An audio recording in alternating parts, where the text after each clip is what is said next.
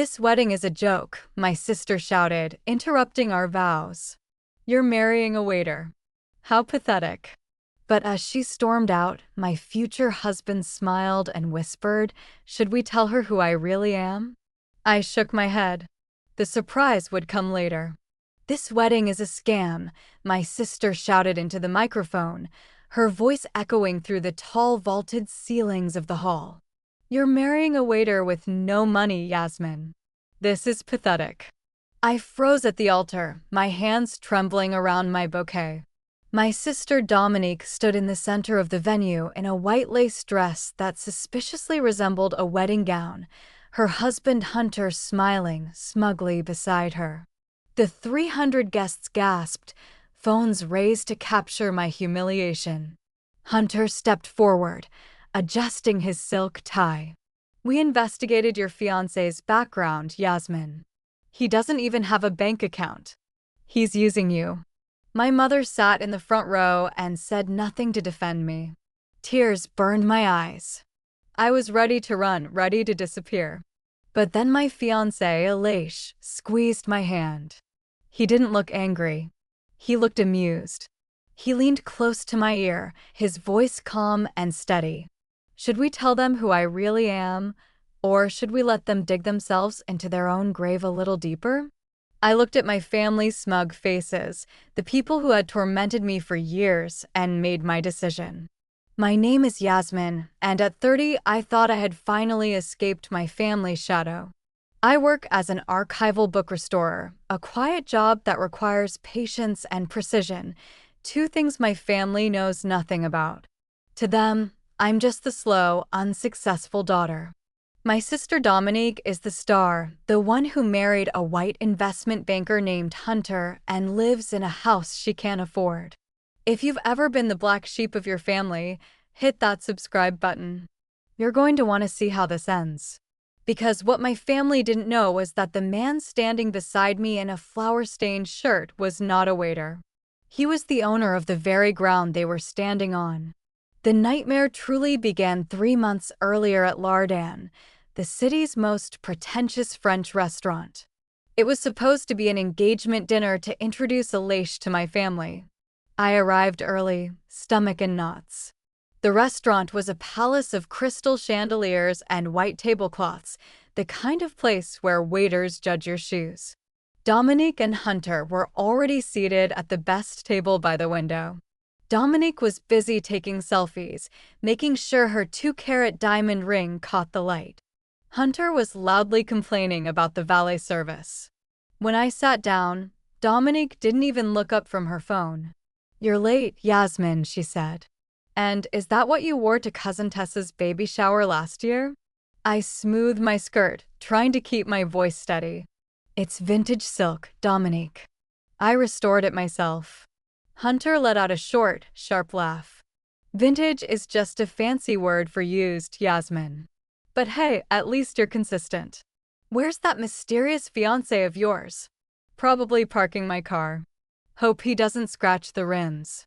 Just then, Aleix walked in. My heart sank slightly.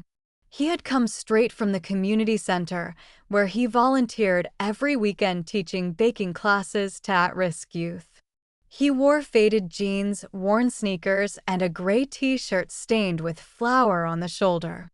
In a room full of suits and evening dresses, he stood out, but he carried himself with a confidence that made heads turn. "Sorry I'm late," Aleix said warmly, kissing my cheek. Traffic on the bridge was a mess. He extended his hand to Hunter. "Nice to meet you. I'm Aleix." Hunter didn't stand. He didn't even take his hand out of his pocket. He just looked him up and down, focusing on the flour stain with disgust. "Oh, I get it," Hunter said, snapping his fingers at a passing waiter. "You just finished your shift. Hey, big guy, bring me a sparkling water with lime, and tell the kitchen to hurry up with the bread basket." My jaw dropped. Hunter thought my fiancé was a waiter. Worse, he thought he was staff.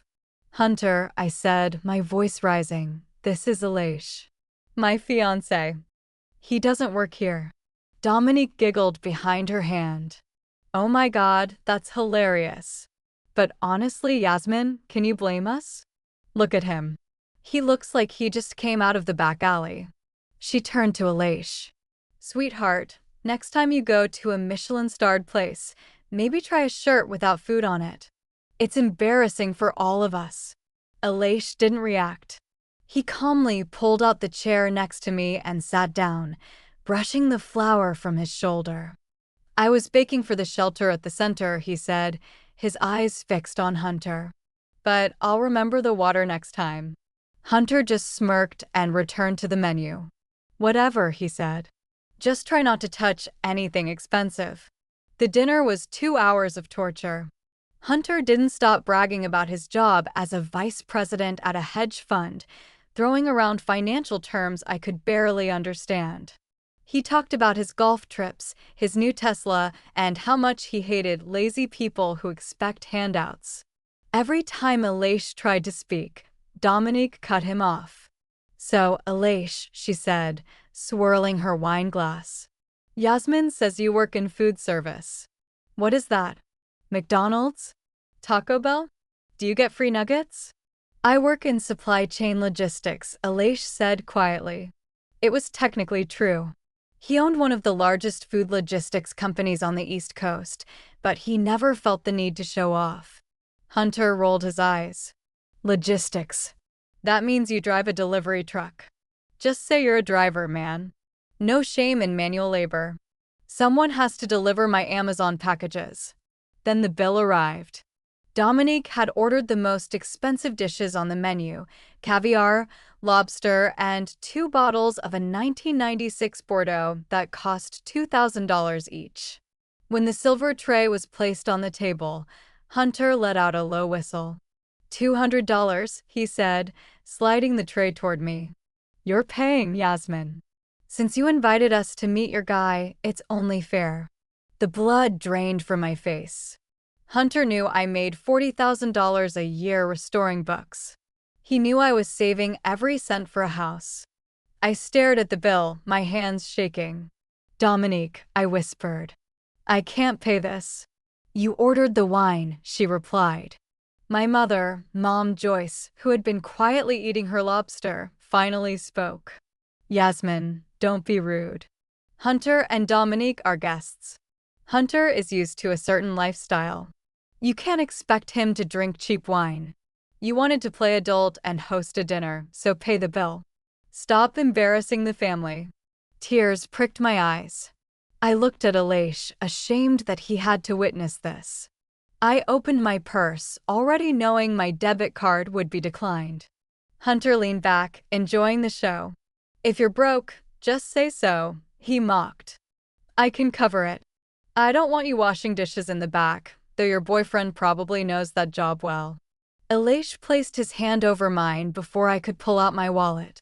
Then, calmly, he reached into his jeans and pulled out a thin matte black metal card. No numbers. Just a small gold chip. He placed it on the tray without a word. Hunter laughed out loud. What is that? A library card? A Home Depot gift card? Put it away before you get arrested. The waiter approached, looking irritated, but the moment he saw the black card, his face went pale. His arrogance disappeared instantly. He looked at Aleix with wide, nervous eyes. He recognized it. It was an invitation-only card for ultra-high-net-worth individuals. Sir, the waiter stammered, bowing slightly. My apologies. I didn't realize. I'll process this immediately. Aleix simply raised a finger to his lips, a silent command for him to stay quiet. The waiter nodded quickly and rushed off. Hunter looked confused for a second, but his ego recovered fast. It must be a system glitch. He laughed nervously. Or maybe they just felt sorry for you. 10 minutes later, the waiter returned with the receipt, bowing at the table. Everything has been paid. Thank you for your patronage. Hunter snatched the receipt immediately. You see, he said, puffing his chest out. They probably recognized me. I'm a big deal here. They comped the meal because of me. He glanced at Aleix with pity. Put your toy card away, big guy. Maybe one day you'll have influence. Dominique pulled out her phone and started live streaming. Hey guys, just finished dinner at Lardin. My husband Hunter is such a boss. The restaurant literally paid for our meal just to have us here. Meanwhile, my sister's boyfriend tried to pay with a library card. Embarrassing. Can you believe she's marrying a loser with no money? I stood up shaking with anger, but Elish gently pulled me back. His voice was low and dangerous, but his expression stayed calm. Let them talk, Yasmin, he whispered as we stepped into the night air. The higher they climb, the harder they fall. And, trust me, sweetheart, the fall is going to be spectacular. I didn't know it then, but Elish had already set the clock on their downfall, and the wedding was about to be the main event. The silence in my mother's living room was heavy enough to crush bone. I sat on the floral two-seater sofa, clutching a velvet folder to my chest, my heart hammering against my ribs. Across from me, Dominique sat with her legs crossed, inspecting her cuticles like the world revolved around her manicure. Mom Joyce paced the carpet, ice clinking in her sweet tea with every angry step. I had just dropped a bomb that shattered the fragile peace of our Sunday afternoon, and I could still feel the shockwaves in the air. I booked the venue, I said again, my voice trembling slightly but firm. For October 15th. Elish and I gave the signal this morning. Dominique's head snapped up so fast I heard her neck crack. Her usually narrowed, judgmental eyes widened in disbelief. The Onyx Hall, she repeated, her voice rising an octave. The historic ballroom downtown? The one with the glass ceiling and a 5-year waiting list. Yes, I replied, letting a small, satisfied smile touch my lips. There was a last-minute cancellation, and Elish knew someone who knew the management. We got lucky. Luck had nothing to do with it. Of course, Elish was the owner of the building, but they didn't need to know that yet. To them, he was still just a manual laborer who got lucky. I watched Dominique's face turn a shade of red that clashed horribly with her designer dress. I knew exactly what she was thinking. 5 years ago, when she married Hunter, she had begged and pleaded for prestige, glamour, the photos that would make her high school rivals jealous. But Hunter, despite all his money talk, couldn't afford the rental fee, and they certainly didn't have the connections to bypass the waiting list. She ended up marrying in a muddy golf course in the suburbs, where the reception tent leaked during a storm. She had spent the last 5 years pretending it was a rustic chic choice, but I knew it ate at her inside. Dominique let out a harsh, disbelieving laugh. You cannot be serious. You and the waiter are getting married in the most exclusive venue in the city. Who's paying for this, Yasmin? Did you take out a loan? Steal from your little book restoration savings? Hunter says those places charge $50,000 just to open the doors. We have savings, Dominique, I lied softly. And we're keeping the guest list intimate. Dominique stood up, smoothing her skirt with sharp, aggressive motions. She walked to the window, looking out at the driveway where her Honda Civic sat next to her rented Mercedes. She was calculating, scheming. I could practically hear the gears turning in her head. She turned back, her face shifting into a mask of fake concern. October 15th, she said slowly, tapping her chin. Oh, Yasmin, sweetheart, you can't get married on October 15th. Why not? I asked, already bracing myself for whatever absurdity came next. Mars is retrograde that week, she said as if it were obvious. And the moon is waning. It's terrible feng shui. If you marry then, your marriage is doomed.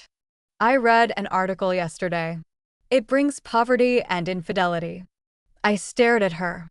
You're joking. I believe in protecting my little sister, she said sweetly. Move it to spring. Do it at the community park by the lake. That's more your style. Casual. Relaxed. Food trucks.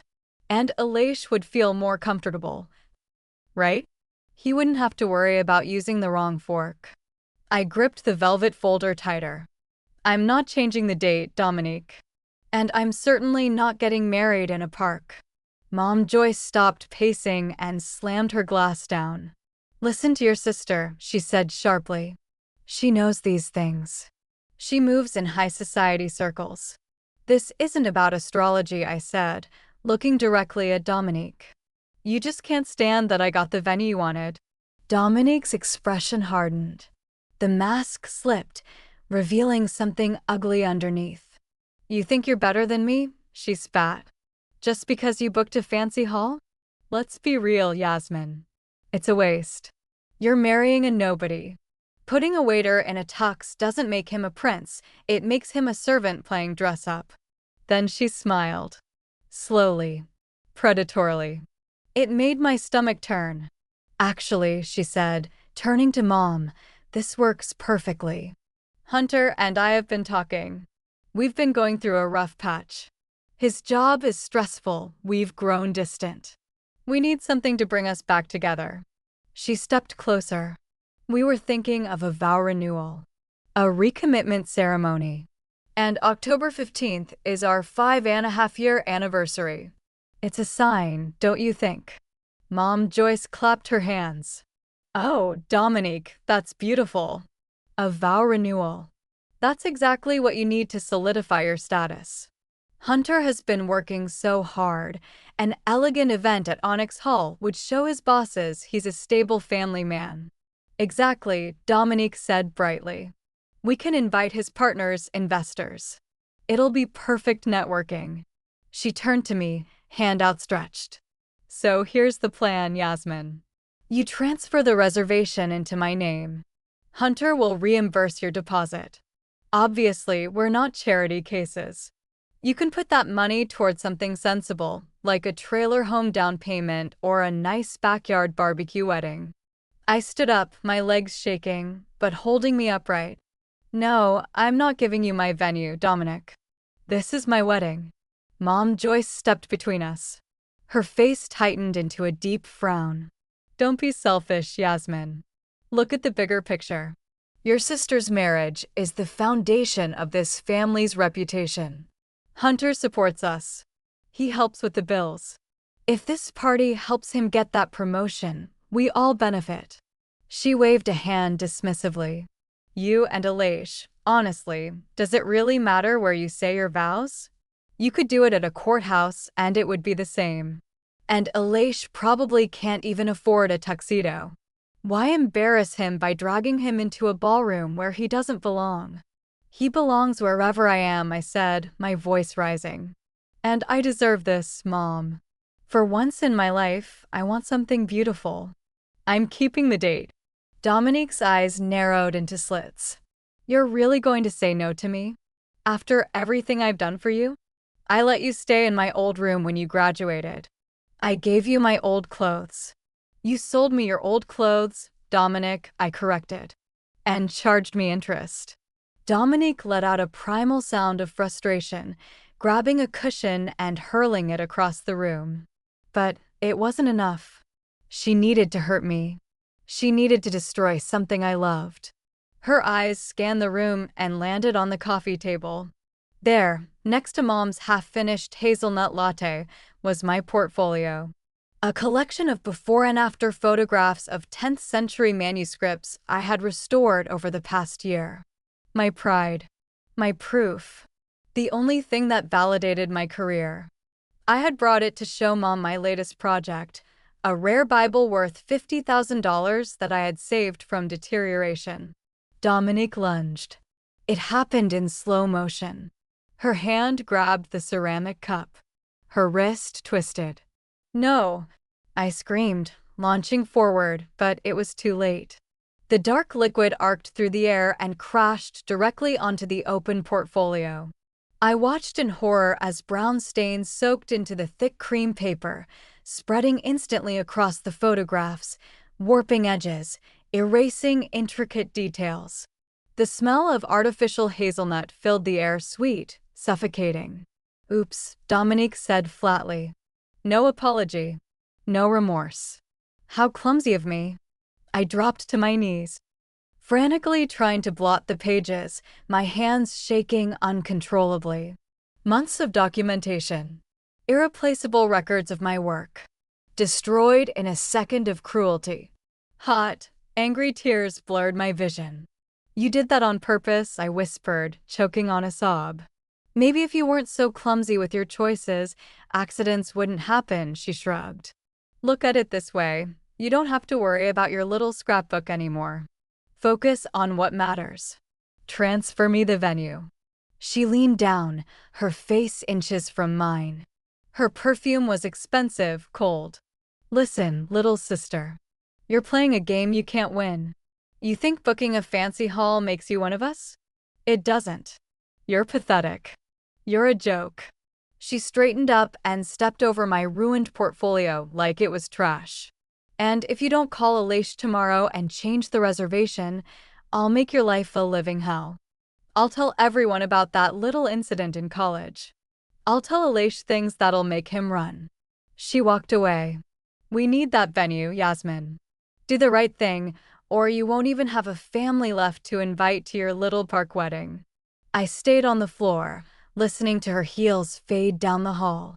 I looked at the ruined pages, the brown stains spreading like disease. I wiped my tears. And something changed. I didn't feel sad anymore. I felt something colder. Harder. They wanted a war. They wanted to take the only thing I had built for myself. I pulled out my phone. My thumb hovered over Alish's contact. I wasn't going to tell him to cancel. I was going to tell him to double the budget. I stood up, leaving the ruined portfolio on the floor like a monument to their cruelty. I walked out without saying a word to my mother, who was now pretending to read a magazine. "Are you going to regret this?" Dominique shouted from the top of the stairs as I opened the front door. I stepped into the fresh evening air. "No, Dominique," I whispered to myself as I got into my car. "You are. You just declared war on the owner of the battlefield, and you don't even know it yet." The elevator ride up to the 45th floor of the Sterl Financial Tower was silent and suffocating. My ears popped as we ascended. Alish stood beside me in a simple navy polo and chinos, looking completely relaxed. I, on the other hand, gripped my bag strap so tightly my knuckles went white. Hunter had summoned us here in the middle of the workday. He called it a family emergency, but with the steel doors and surveillance cameras watching our every move, it felt more like a sentencing hearing. When the doors opened, we were greeted by a receptionist who looked like she had stepped out of a fashion magazine. She barely glanced at us before pointing toward the double-glass doors at the end of the hallway. "He's waiting for you," she said, her voice stripped of warmth. "Go straight in." Hunter's office was designed to intimidate. 3 walls were floor-to-ceiling glass, offering a panoramic view of the city's skyline, a visual metaphor for how he saw himself above everyone else.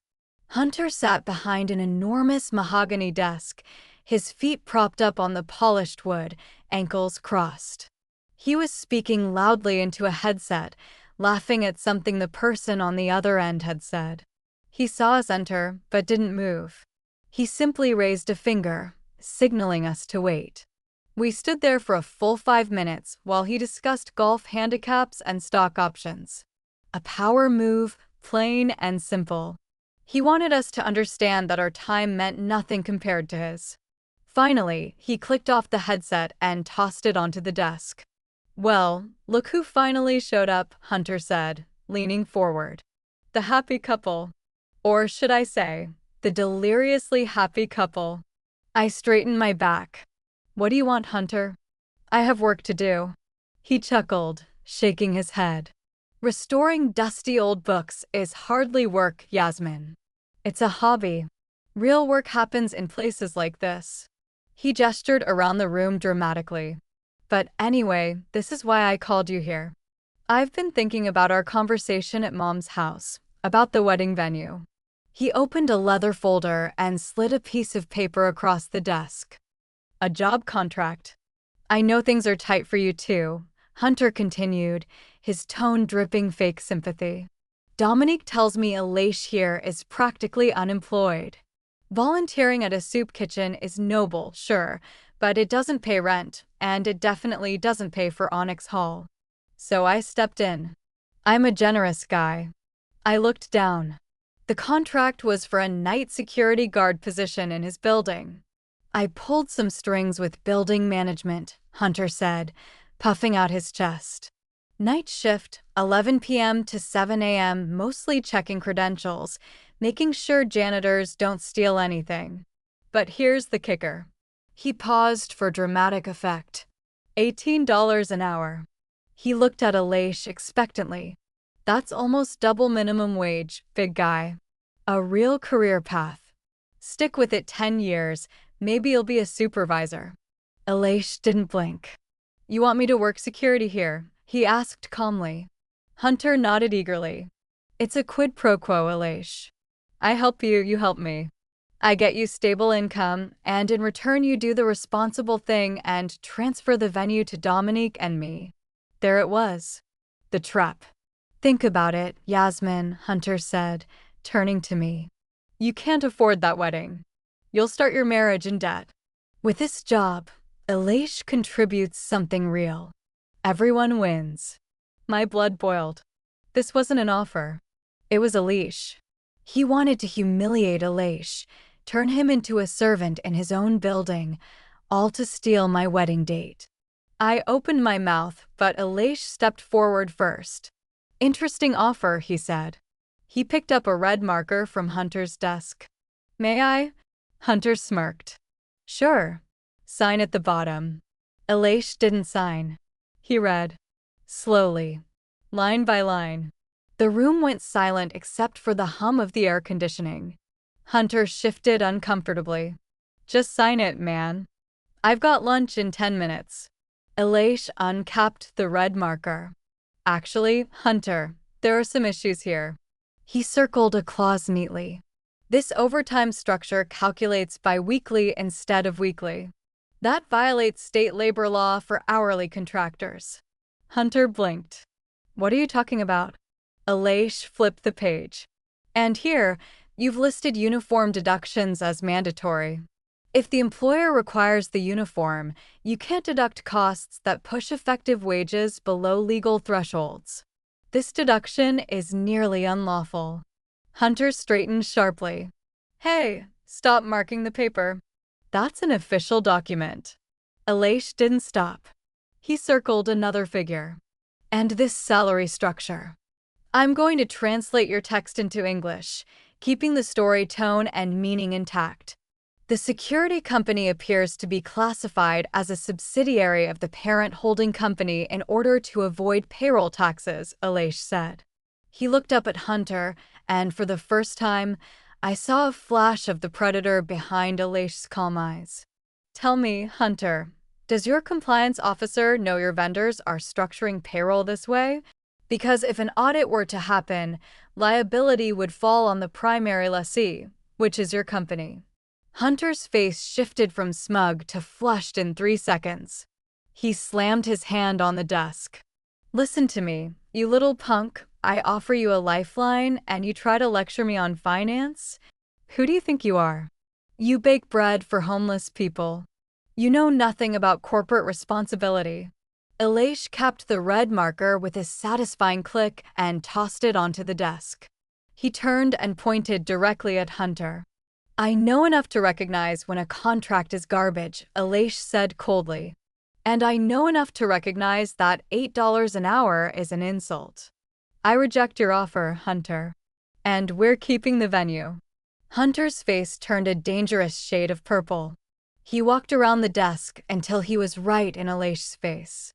He was shorter by 3 inches, but tried to make up for it with aggression. You're making a huge mistake, Hunter hissed. You think you're smart? You're nothing. I run this city. I can make sure you never get hired anywhere. You'll be begging me for this job in a month when you're starving. Elaish looked at him, not with fear, but with pity.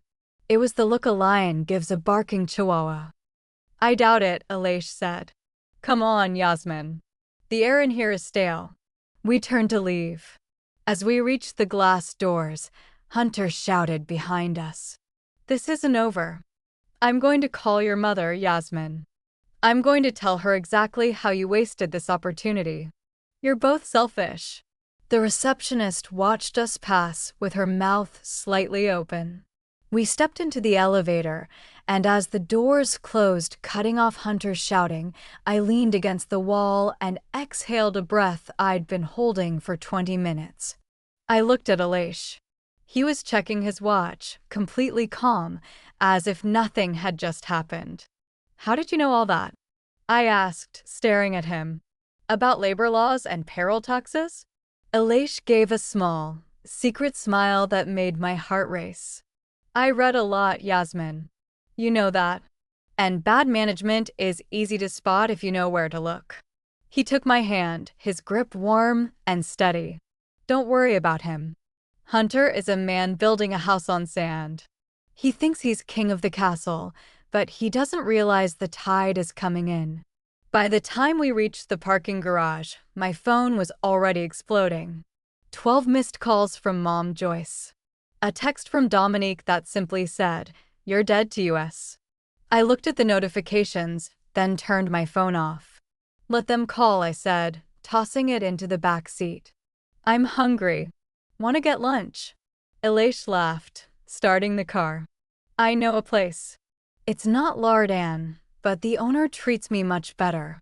As we drove out of the underground garage, I looked back at the towering glass skyscraper. Somewhere on the 45th floor, Hunter was probably yelling into a phone, weaving a web of lies to turn my family against me. He thought he had won. He thought he had crushed us. But watching Aleix drive calm, steady, certain I knew the truth. Hunter had just picked a fight with the only man in the city who could buy his entire world and shut it down. And the best part? He didn't even see it coming. The air inside the bridal salon smelled like silk, champagne, and silent judgment. This was the kind of place where appointments were booked 6 months in advance and price tags didn't exist, because if you had to ask, you were in the wrong postcode. I had booked this appointment alone, hoping for a peaceful afternoon to find the dress I would wear to marry the man I loved. But peace was a luxury my family refused to let me have. When I arrived, my sister Dominique and my mother, Mom Joyce, were already sitting on the velvet sofa in the private viewing room. They were drinking complimentary sparkling wine as if they owned the place. Dominique had invited herself, claiming she needed to provide honest consultation because I had zero sense of fashion. My mother simply agreed, saying a bride needs her family, even if that family treats her like charity. "Oh good, you're finally here," Dominique said, not bothering to stand. Her eyes scanned my outfit, simple blouse and jeans, with open disdain. "We were worried you got lost, or realized you couldn't even afford to walk through the door." She turned to the consultant, a kind girl named Sarah, who looked uncomfortable witnessing the family dynamic. "I'm looking for something timeless," I said. "Silk, maybe crepe. No heavy beading." Dominique scoffed into her glass. "Timeless? Darling, you need structure. You've got broad shoulders and, let's be honest, you've put on weight since the engagement. Comfort eating, I suppose. Sarah, bring her something with sleeves, long sleeves, and a high neck. We need to cover as much as possible. She needs a ball gown silhouette to hide those hips." I stood there, feeling the familiar heat rise into my cheeks. Dominique had been humiliating me about my body since I was 12, criticizing every curve, every pound, every choice. "I prefer a mermaid cut," I said firmly. Dominique let out a sharp, cruel laugh. "A mermaid cut? Be realistic, Yasmin. You'll look like a sausage casing. We're trying to make you look like a bride, not a plush toy. Just listen to me, I know what looks good. I was a beauty queen, remember? You were the one in the library." For the next hour, I endured hell. Dominique rejected every dress I pointed at. She forced Sarah to bring out hideous, heavy gowns with excessive lace and ruffles that swallowed me whole. When I stepped out in a stiff high-neck dress that scratched at my skin, Dominique nodded in approval. See? Much better. Hides your arms. Distracts from your posture. Mom, what do you think? Mom Joyce looked me up and down. Well, it's certainly modest. Covers your flaws, Yasmin. You know you don't have your sister's figure. You've always been sturdy. This dress makes you look decent. Appropriate. Appropriate. That word had followed me my entire life. I went back into the fitting room to remove the monstrosity. When I came out in my robe again, the viewing room was empty. Sarah looked nervous. Where did they go? I asked. She pointed toward the main showroom. Your sister saw a dress she liked. I walked out and found Dominique standing in front of a three-way mirror. She was wearing a wedding dress. Not just any wedding dress. A masterpiece from Galia Le Havre, sheer lace, a low open back, intricate embroidery that caught the light like crushed diamonds. Pure bridal white. She turned slowly, admiring herself while Mom took photos on her phone. Dominique, I said, my voice shaking. What are you doing? Oh, relax, she said without looking away from the mirror.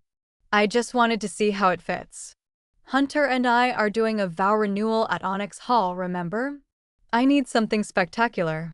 You're trying on wedding dresses at my bridal appointment? Well, someone has to look good today, she snapped. Besides, look at this, it fits perfectly. No alterations needed. That's how a bride is supposed to look, Yasmin. Effortless. Thin. Radiant.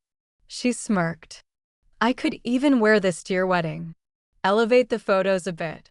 You'll be in some clearance rack disaster, so at least I'll give the guests something beautiful to look at. Mom nodded. It's stunning, Dominique. You look like an angel. Yasmin, you should be grateful your sister has such elegance.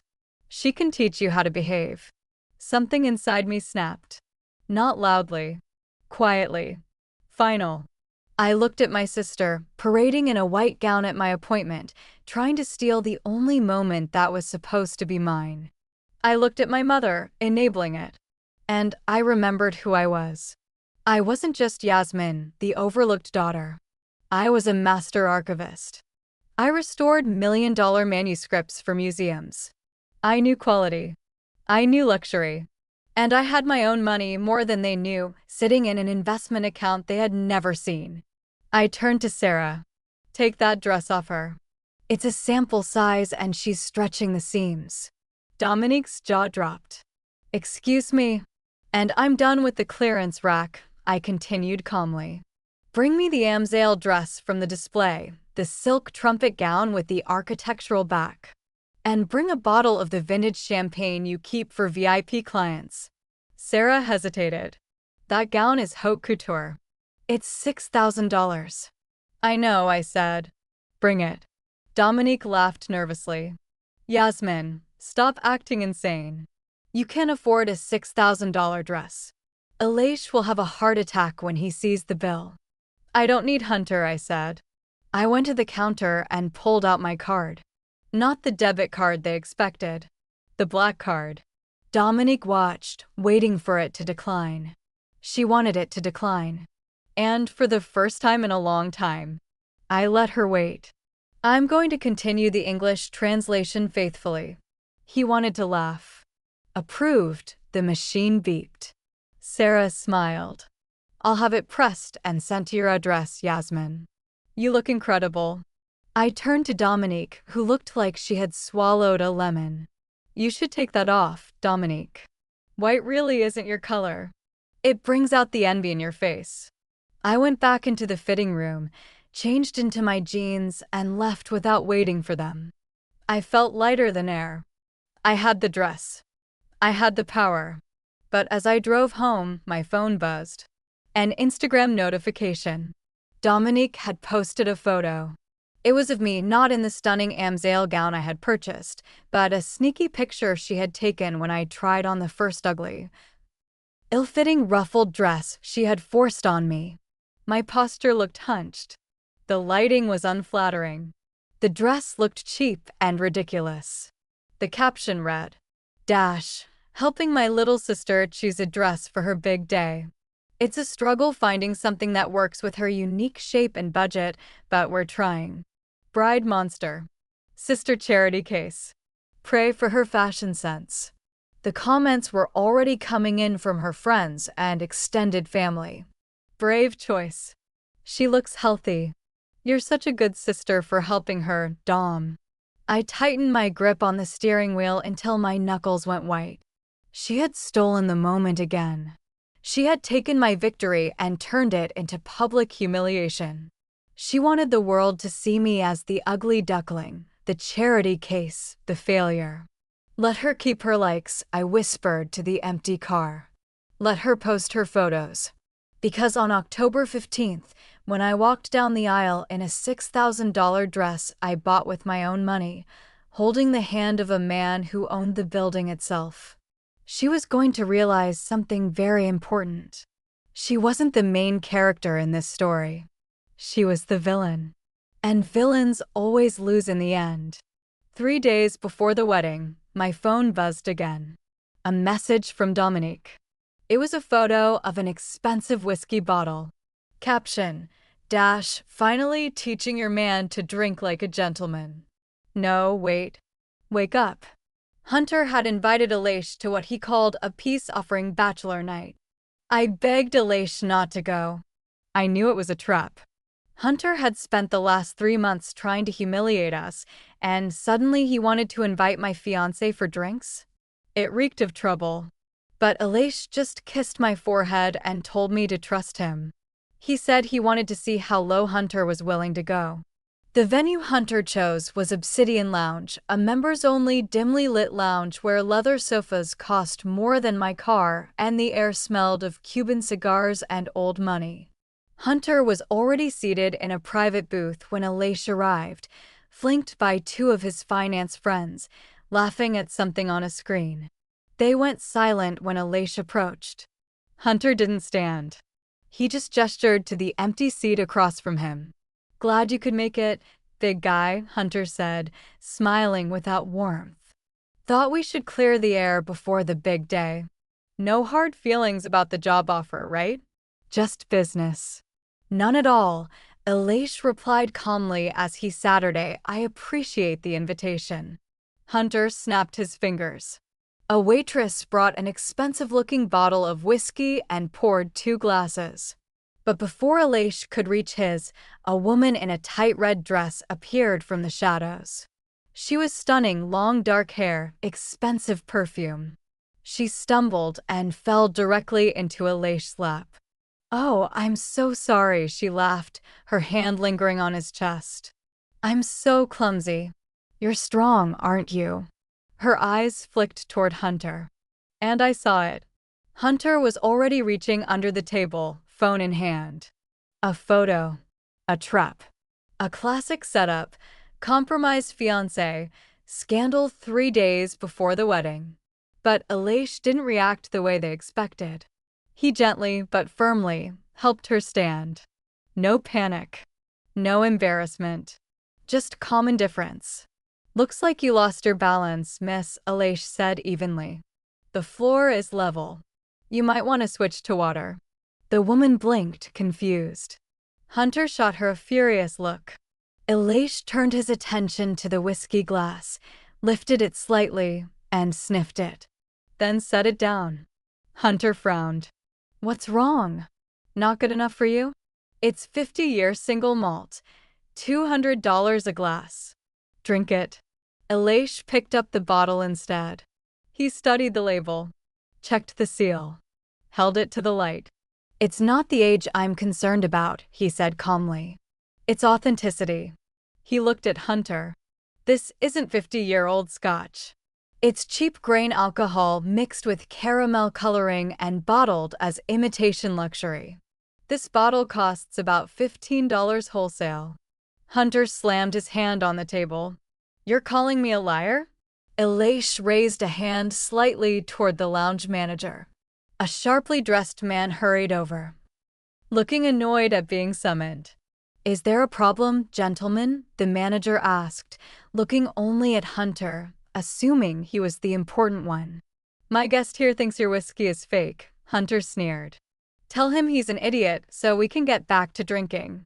The manager gave Aleix a condescending smile. Sir, the Obsidian Lounge prides itself on its cellar. If your palate isn't refined enough to appreciate this vintage, I can bring you a beer. Aleix didn't raise his voice. He simply turned the bottle and pointed at a microscopic laser-etched serial number on the base of the glass. Batch number 402, Aleix recited from memory. Produced at a distribution facility in New Jersey that was shut down 3 weeks ago for falsifying premium liquor. He leaned forward slightly. This batch was flagged by the Supply Chain Oversight Committee. The manager froze. The condescending smile vanished. How could you possibly know that? He stammered. Because my company handles logistics for 90% of premium alcohol distributors in the state, Aleix said calmly. And I personally signed the order blacklisting this batch.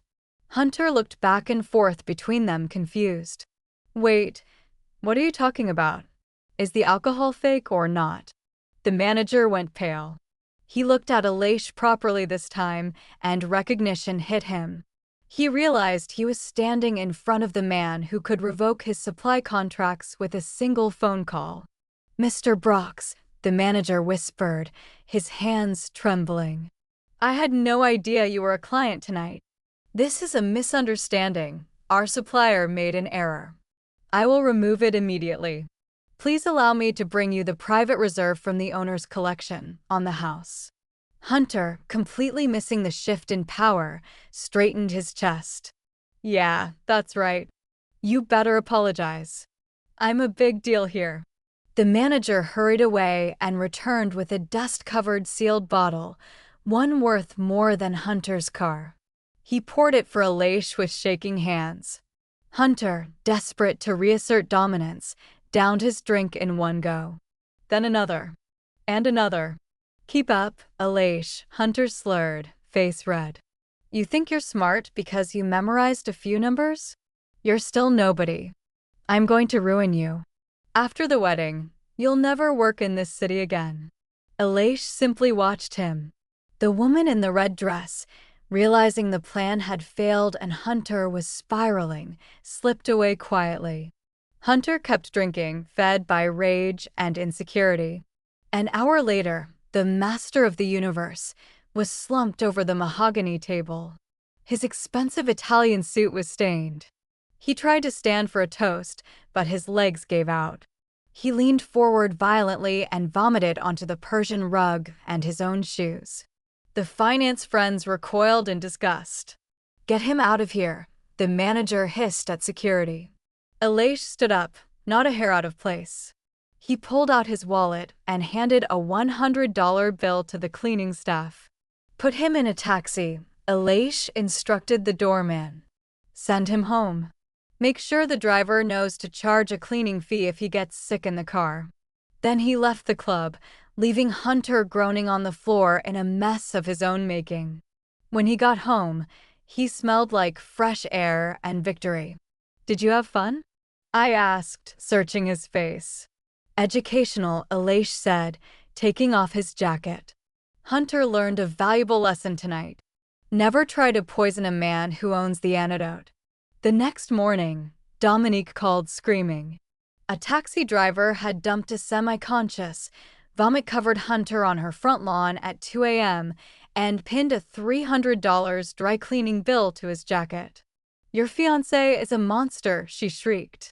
He humiliated him. I looked at Aleix, who was calmly making pancakes in our kitchen. He didn't humiliate him, I said evenly. He just returned the package. Logistics, remember. And Aleix is very good at deliveries. The night before the wedding, the air in the private dining room was thick enough to cut. We were at a steakhouse Hunter had chosen, mostly because he liked flirting with the hostesses and showing off his platinum card. Mom Joyce sat at the head of the table, rearranging floral centerpieces because she claimed they weren't symmetrical enough. Dominique complained loudly about the menu, insisting the filet mignon was too expensive for a domestic cut. Next to me, Aleix sat quietly, holding my hand under the table. He looked perfect in his simple button-down shirt, but to my family, he was just a prop. A lucky accessory. Then Hunter stood up. He tapped his knife against his glass. The sharp clink silenced the room. He adjusted his silk tie and puffed out his chest, looking like a rooster about to crow. That same spark was in his eyes, the one that meant he was about to talk about himself. "Family," Hunter began, his voice booming. "I know we're here to rehearse for tomorrow, but I have some news that is honestly bigger than a wedding. I wanted to share it with all of you because, well, I'm the one leading this family to the promised land." Dominique clapped excitedly. "Tell them, baby. Tell them what you told me in the car." Hunter smiled, looking directly at Mom Joyce. "Mom, you might want to order the lobster tonight. I'm about to become a very rich man. My firm is in the final stages of closing a massive partnership deal with a logistics giant. You might have heard of them, E-Logistics Group." I felt Aleix's hand tighten slightly around mine. I bit the inside of my cheek to keep my face completely neutral and took a sip of water to hide the smile threatening to form. E-Logistics, Hunter continued, pacing like he was giving a lecture. They're the biggest supply chain player on the East Coast.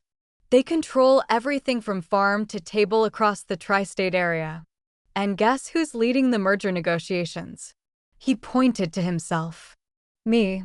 Mom Joyce gasped, clutching her chest. "Oh, Hunter, that's incredible." "It's a done deal," he said proudly. 99% closed. I've been in contact with their acquisitions team all week. If I land this, and I will, my partners have promised me a massive promotion. Youngest senior partner in firm history.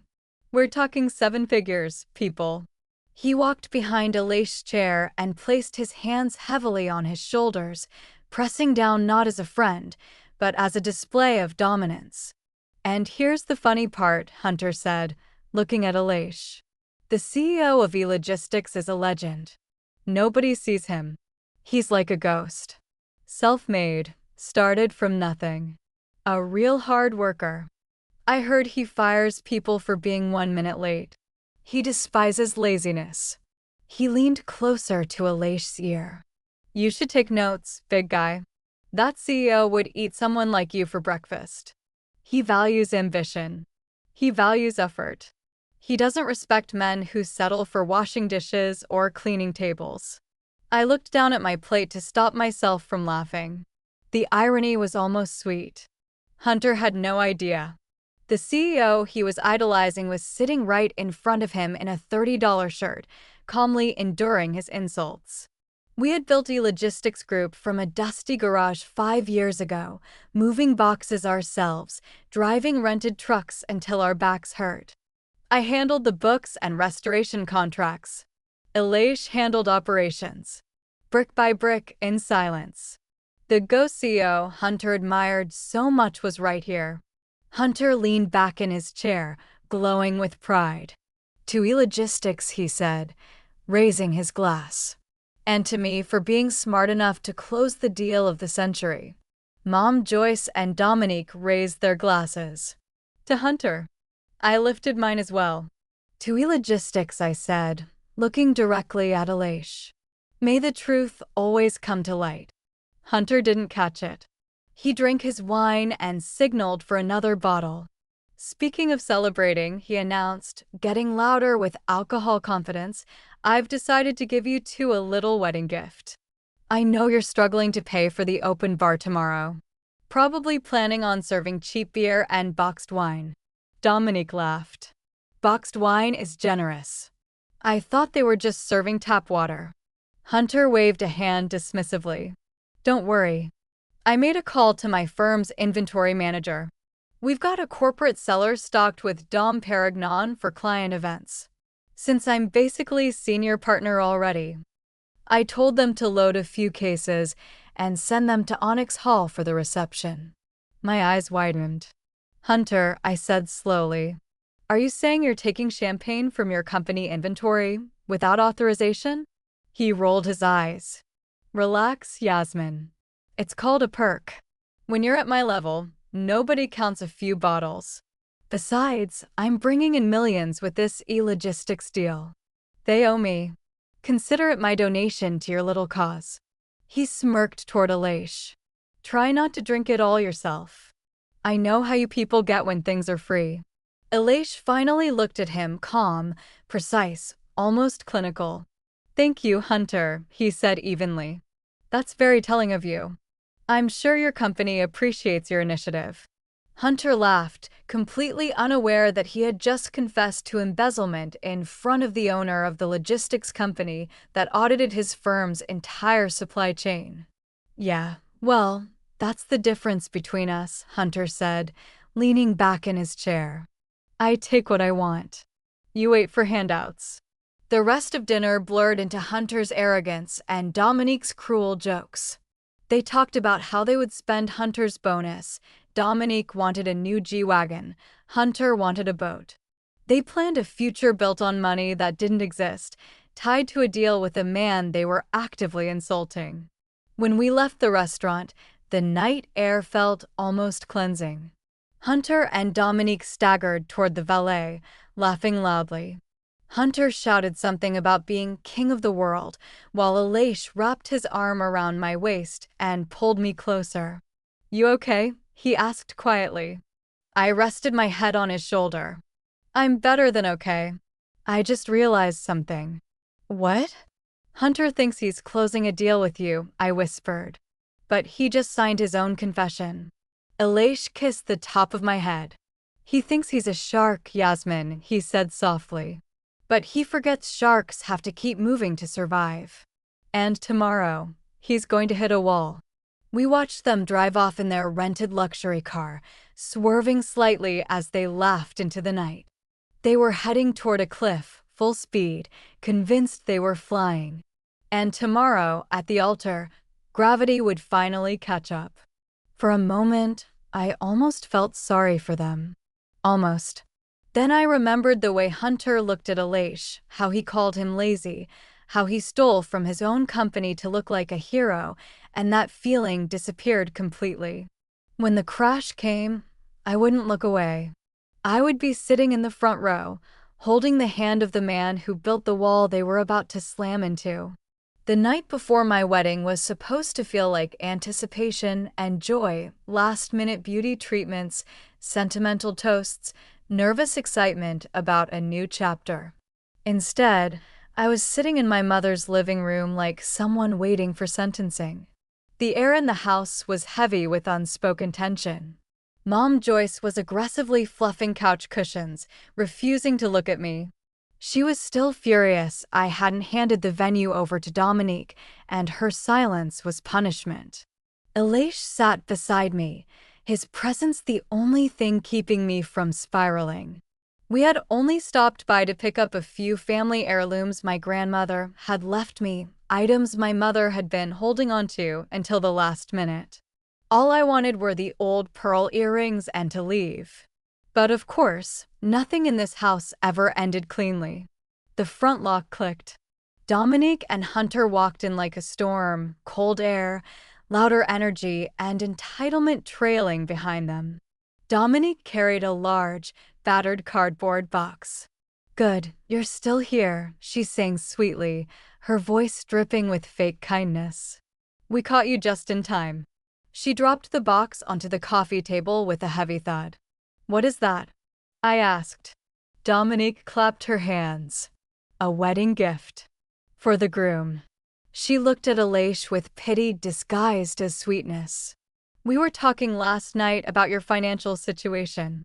We know tux rentals are expensive. And honestly, rented suits are so tacky. Hundreds of men have sweated in them. Hunter leaned against the doorway, arms crossed. We thought we'd help, he said. Save you some money. Maybe you can afford to take Yasmin out for burgers on your honeymoon. Dominique tore open the box. A smell hit the room immediately, old fabric, mothballs, stale cedar, and something faintly unpleasant underneath. She pulled out a gray pinstriped suit jacket. It was awful. Shiny with age. Oversized lapels. Yellowed collar. A faint moth hole near the pocket. It looked like something a used car salesman would wear in 1995. "This is Hunter's old power suit," Dominique announced proudly. He wore it for his first Wall Street internship 10 years ago. It's designer Hugo Boss vintage. She held it up toward Aleix. "It might be a bit big on the shoulders, but you can pin it. It's definitely an upgrade from whatever you plan to wear. Consider it our contribution to making you presentable." Hunter smirked. "Don't embarrass the family tomorrow." I stared at the jacket. Then at Hunter. This wasn't a gift. It was a statement. They wanted him to walk down the aisle wearing Hunter's leftovers, like a man dressed in another man's discarded past. And they had no idea they were handing him something he already owned. They wanted him to look ridiculous, ill-fitting, poor, standing next to their designer outfits. A visual representation of the hierarchy they had built in their minds. Hunter the master, Aleix the beggar. My blood turned to lava. The exhaustion I had been carrying all week evaporated, replaced by something sharp and burning. I stood up and snatched the jacket from Dominique's hands. The fabric felt greasy and disgusting against my skin. "You want him to wear this?"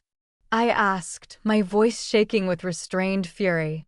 "You want my husband to get married in something that smells like an old storage closet?" Dominique rolled her eyes. "You're being dramatic, Yasmin. Dry clean it and it'll be fine. It's a $5,000 suit. You should be saying thank you." "Gifts don't come with humiliation attached," I snapped. "He is not a beggar." I walked toward the kitchen trash bin, the large metal one in the corner. I stepped on the pedal, the lid flew open, and I shoved the gray jacket deep inside, right on top of coffee grounds and eggshells. "He's not wearing your husband's garbage, Dominique," I said coldly. "And he's definitely not wearing anything that's touched Hunter." Silence dropped over the room. You could hear the refrigerator humming. Dominique stared at the trash can, mouth open in disbelief. Hunter pushed off the wall, his face flushing. "Hey," he shouted. "That's a classic suit. You just threw away money." My mother, who had been watching from the hallway, suddenly rushed forward. Her face was twisted with anger, not at Dominique, not at Hunter, but at me. She didn't hesitate. Her hand struck my face. The slap was sharp and final. Heat exploded across my cheek. My head snapped to the side. I stood there stunned, tasting metal where my lip had split against my teeth. "How dare you, Mom," Joyce hissed, pointing a trembling finger at me. "Your sister is trying to help you. She's trying to save you money and you throw it in her face? You're an ungrateful, jealous child. Apologize. Now. Go get that suit and apologize." Slowly, I turned back to look at her. My own mother. She had never hit Dominique. Not once. Not when she stole, not when she crashed her car, not when she destroyed things that mattered. But she hit me for refusing to let my fiancé be humiliated. My voice came out broken. "I'm not apologizing." Her hand rose again. "Don't you defy me." But before she could strike again, a firm grip caught her wrist midair. Aleix.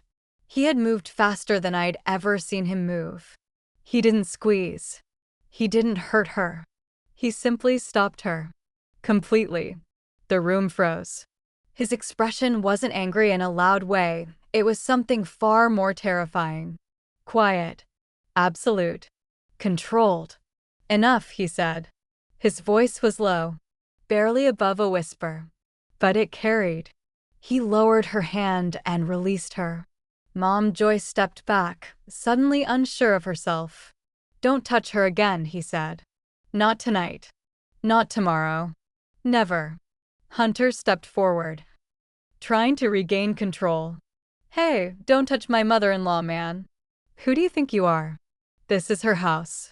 Aleix turned his gaze to him. Hunter stopped cold. It was the look of something predatory deciding whether something was worth the effort. We're leaving, Aleix said simply. He walked to the trash bin. For a second, I thought he would retrieve the jacket, but he didn't. He looked at it. Then at Dominique. Thank you for the gesture, he said calmly. But I don't wear someone else's leftovers. He paused. A man's clothing should reflect his value. And frankly, if I wore that suit, I'd be depreciating my assets. His eyes lifted slightly. Tomorrow I'll wear something that matches who I really am. I suggest you do the same, though I'm not sure they make outfits that can cover what I've seen in this room tonight. Dominique gasped. You arrogant piece of. Aleix didn't let her finish. He took my hand. Come on, Yasmin. We're done here. We walked out.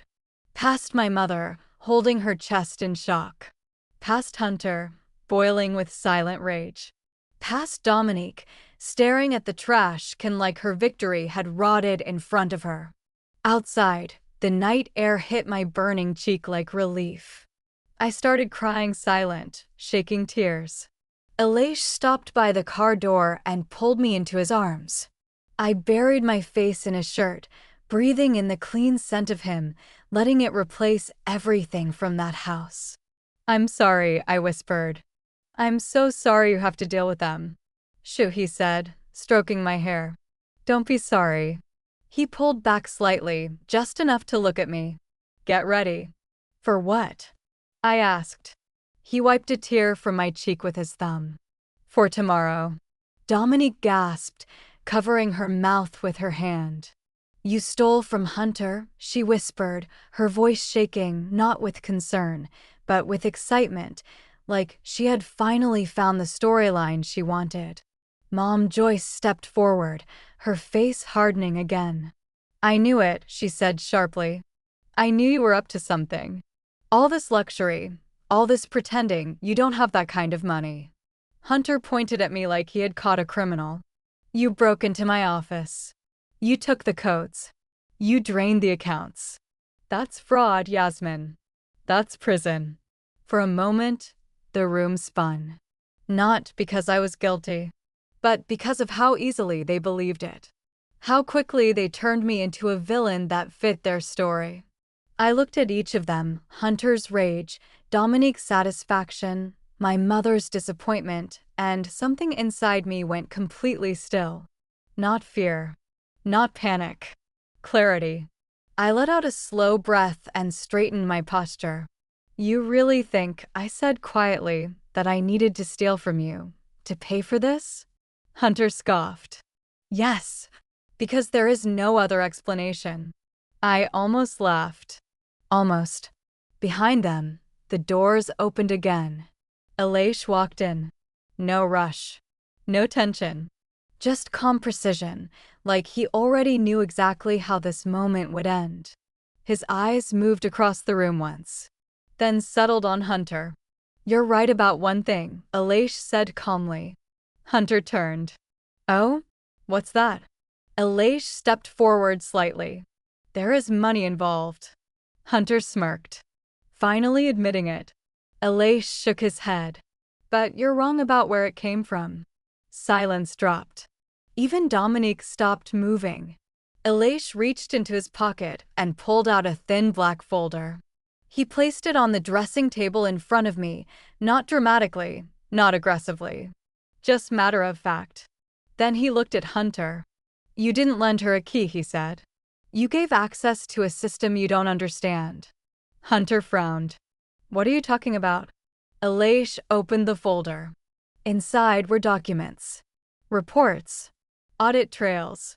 Transaction records. Clean. Organized. Undeniable. E-Logistics Group owns 3 of your firm's primary clearing intermediaries, he said. And your confidential office accounts are routed through systems we audit quarterly. Hunter's expression flickered. That's not possible. Aleix tilted his head slightly. It is. Because you didn't check who you were negotiating with. He tapped the folder once. And you didn't notice that the Camarero you insulted 3 days ago is the person whose infrastructure your entire deal depends on.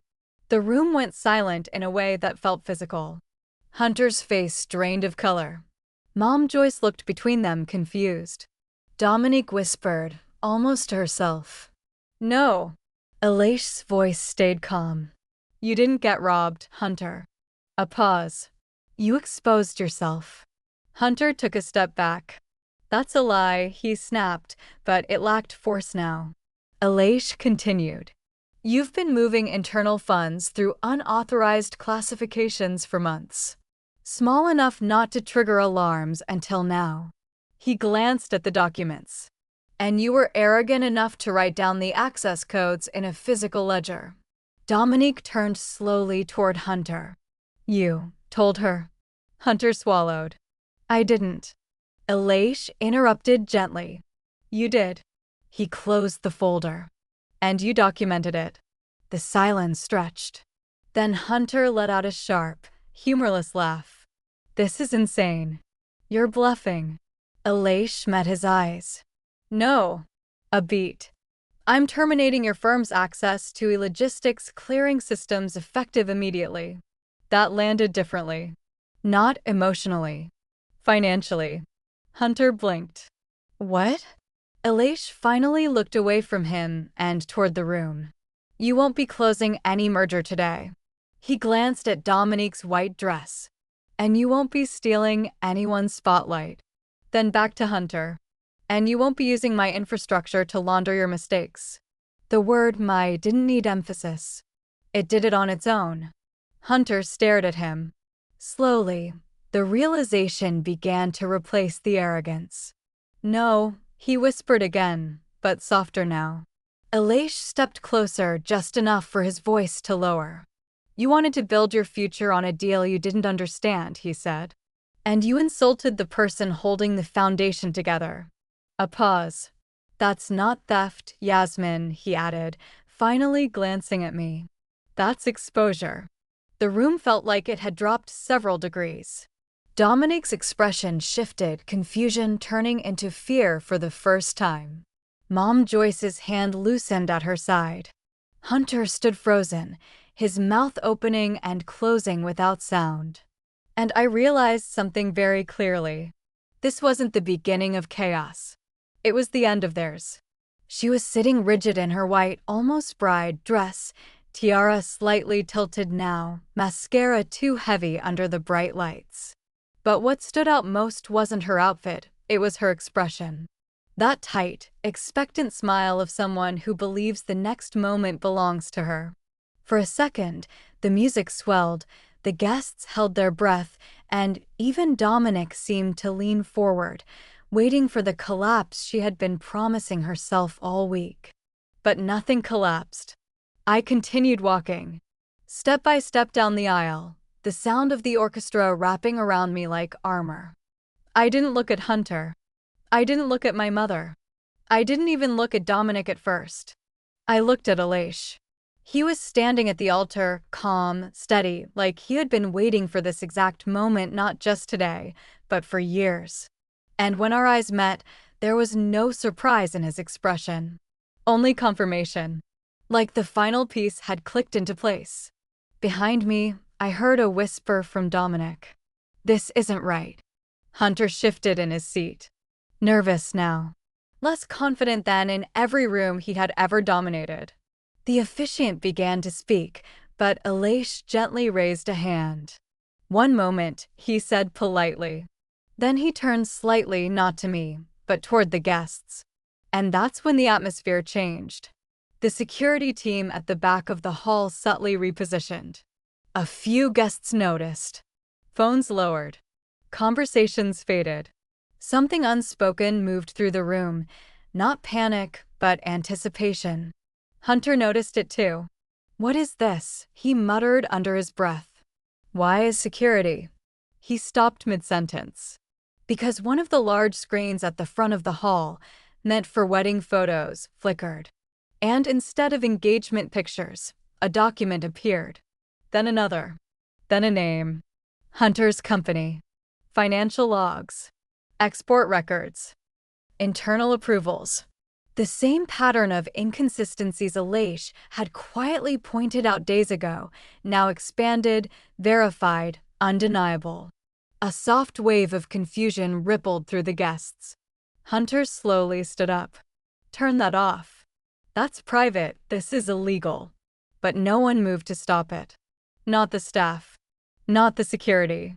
Not even Dominic anymore. Because she had finally noticed something worse than embarrassment on those screens. Truth. Elaish stepped forward slightly, still calm. You were right about one thing, Hunter, he said evenly. You do take what you want. A pause. But you never check if it was yours to begin with. Hunter's face drained. Who the hell are you? Silence. And then Elaish answered. Not loudly. Not dramatically. Just clearly enough for the entire hall to hear. I'm the person who signed off on every system you thought you were exploiting. A beat. And the one who decided when to stop letting it continue. The room didn't erupt. It shifted. Like a foundation finally recognizing it had been cracked for a long time. Dominic's expression changed last, slow, reluctant realization crawling across her face as she looked between me, Elaish, and the screens that were now quietly listing consequences instead of accusations. For the first time, she didn't have a joke ready. Or an insult. Or a performance. Just silence. I reached the altar. I stood beside Elaish. And in that moment, the ceremony was no longer about a wedding. It was about everything that had been building long before today, finally arriving at its conclusion.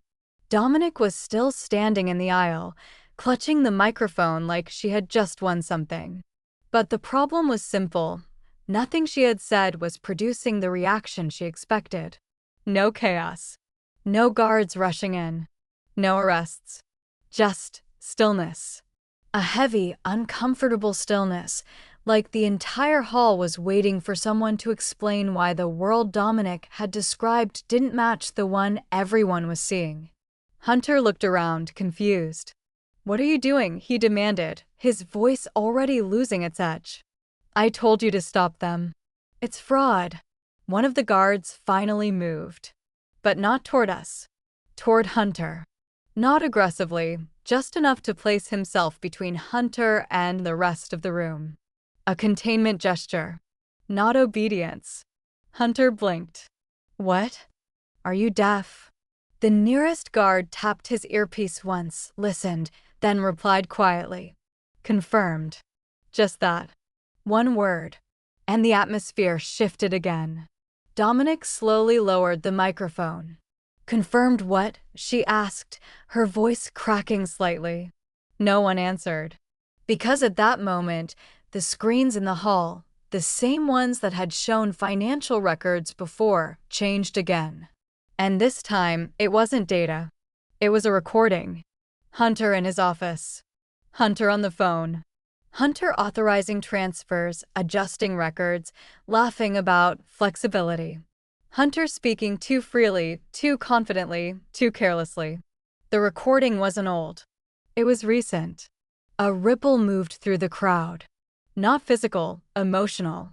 People began to realize this wasn't a family accusation or a dramatic interruption. It was documentation. A full, traceable record. Hunter stepped back. That's edited, he said quickly. Too quickly. That's illegal, that's. It's your voice, a woman in the audience said. Then another. Then another. The murmur grew like a rising tide.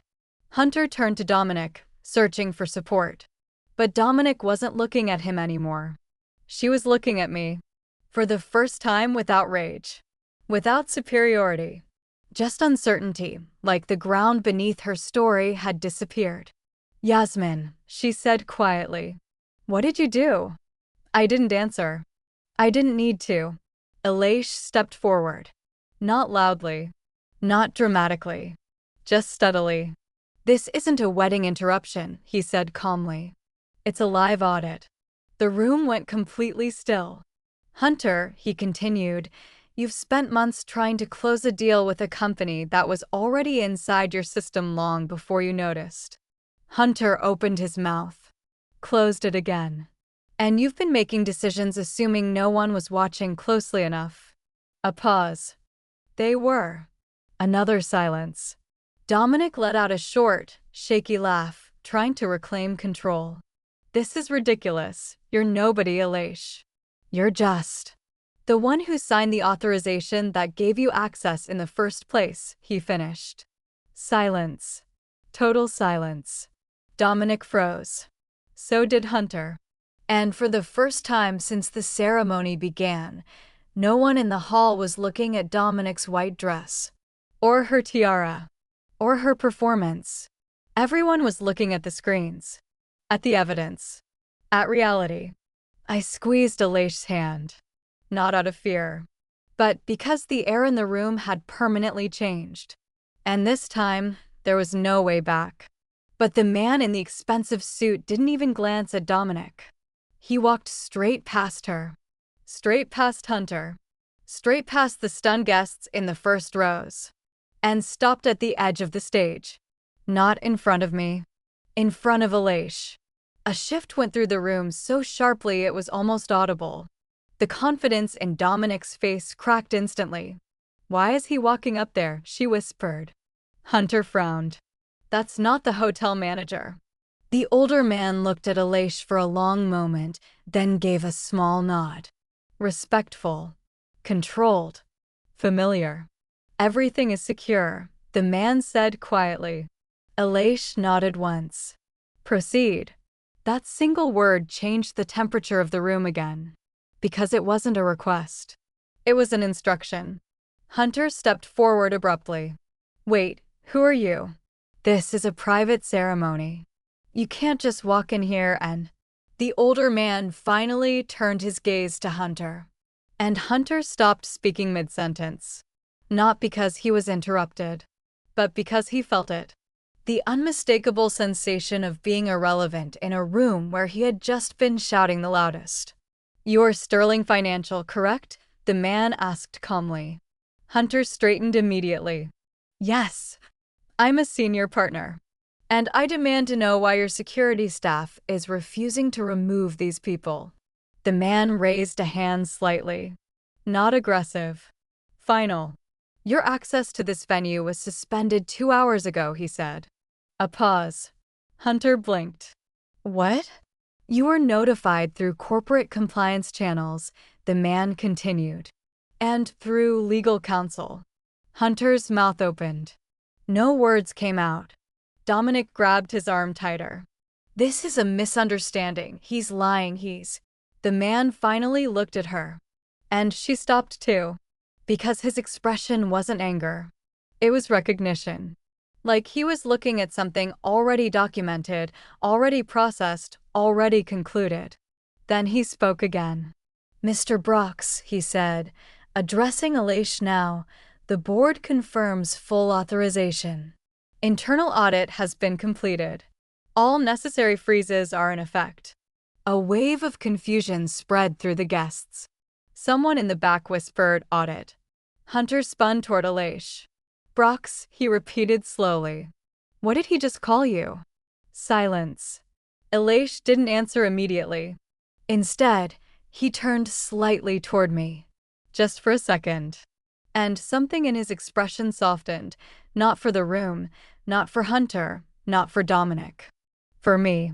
Then he faced forward again. And spoke clearly. Because this stopped being about a wedding a long time ago. A pause. And started being about control. The older man stepped aside slightly. And behind him, one of the black-suited executives lifted a tablet, showing live compliance dashboards, asset freezes, and flagged transactions scrolling in real time. Hunter took one step back. "No," he said quickly. "No, this is impossible. I was closing EG Logistics. I was."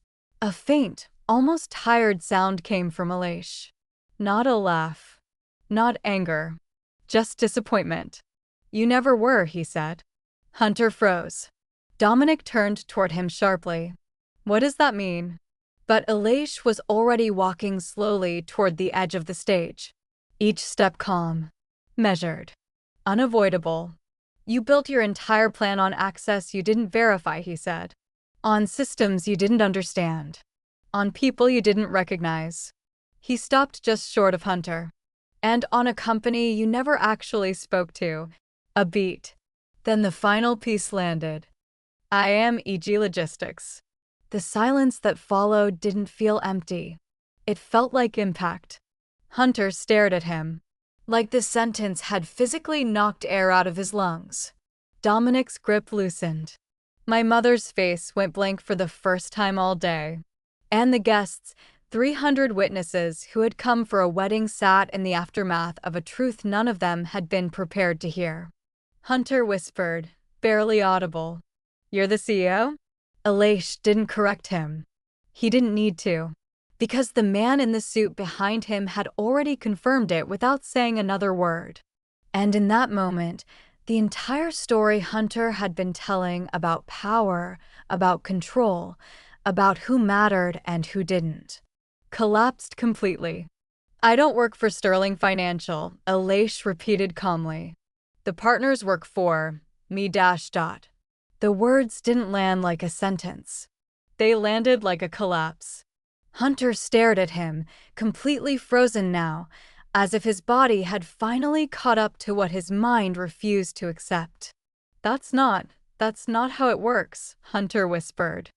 "I'm a senior partner. I run, I control. You control nothing beyond what was delegated to you," Aleix interrupted. Not loudly, not angrily, just factually. And somehow that made it worse. The general manager stepped slightly to the side, still standing behind Aleix like a formal witness to something already decided. Dominic shook her head rapidly, backing away in small steps, her wedding dress brushing against the floor like it no longer belonged to her body. "No," she said again, weaker now. "No, this is staged. This is some kind of setup. Yasmin, you planned this. You both planned this to humiliate us." I finally spoke. Not from the altar, but from beside Aleix. "No, Dominic," I said quietly. "You did that part yourself." Her mouth opened, closed. Nothing came out. Hunter suddenly turned toward me, as if I was still the simpler version of reality he could understand. "You knew," he snapped. "You knew who he was, and you let me. I let you talk," I said. "That's all you needed." A murmur ran through the guests again, no longer confusion, but realization. Pieces clicking into place too late. The arrogance. The assumptions. The way he had spoken to everyone like they were beneath him. Hunter took a shaky step back, sweat now visible at his collar. "This is insane," he muttered. "If he owns all of this, why would he let me come here? Why would he let me speak to him like that? Why would he?" Aleix finally looked at him directly, and his expression changed, not softer, not harsher, just colder. "Because I wanted to see how far you would go," he said. A pause. "And because people always show you exactly who they are when they think there are no consequences." Hunter's breathing sped up. "You can't just destroy me like this," he said quickly, voice cracking. "We had a deal, EG Logistics, my promotion, my future."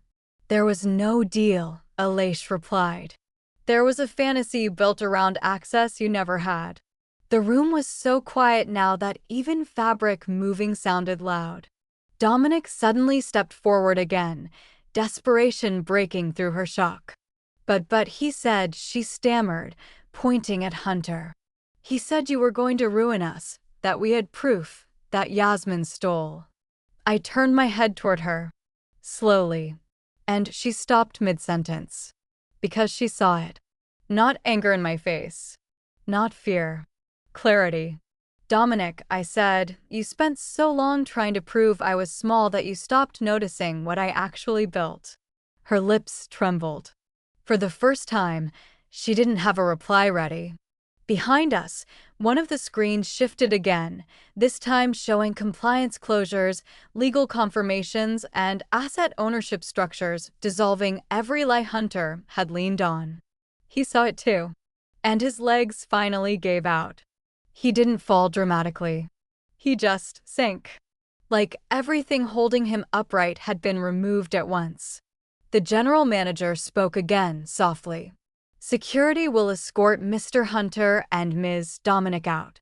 This time, no one argued. No one rushed to defend them.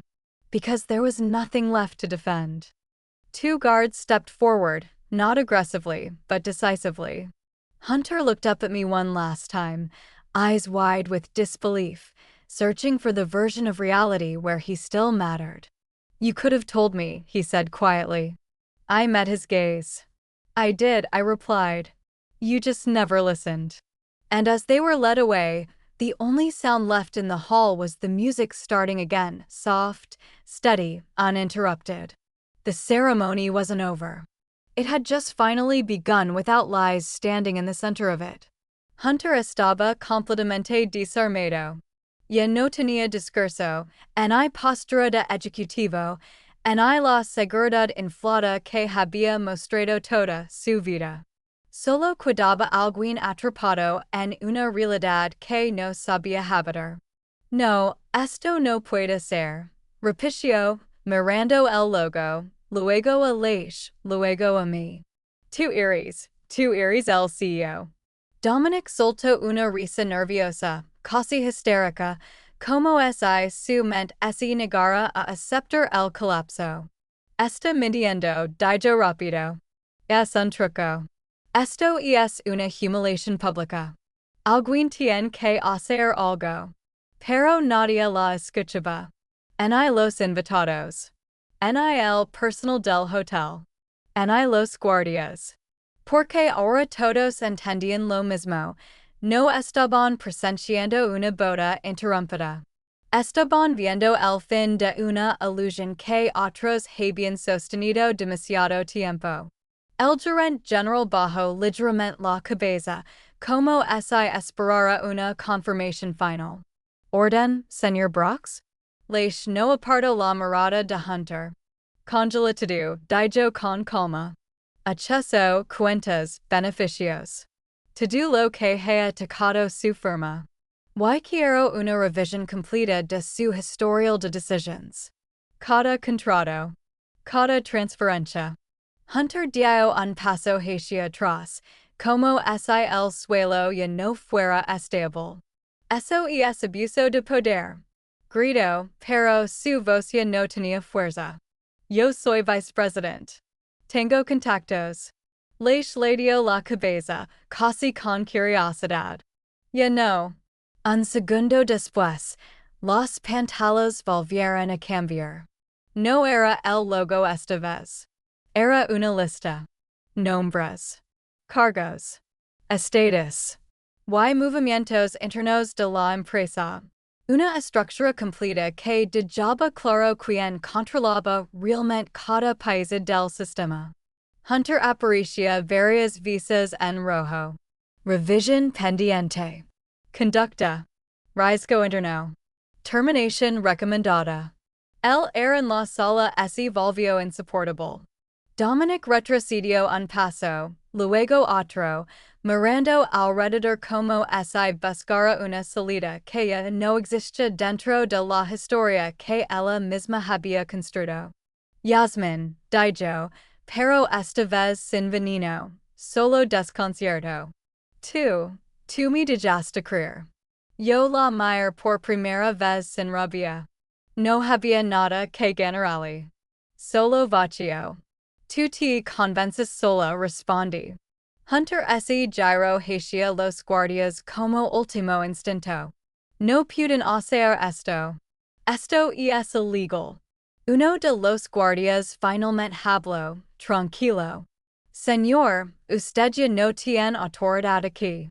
Eso fue lo que lo rompió. No el dinero. No el escándalo. Sino la pérdida total de control."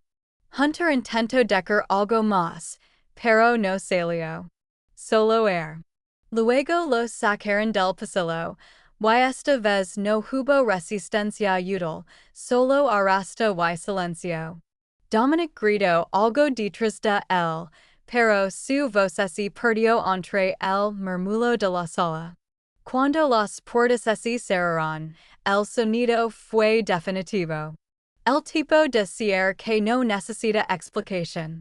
El gerente general se retiró sin decir otra palabra, como si su presencia nunca hubiera sido más que una formalidad. Leish volvió a mí. Ya no había espectáculo en su rostro. Solo calma. Listo, dijo.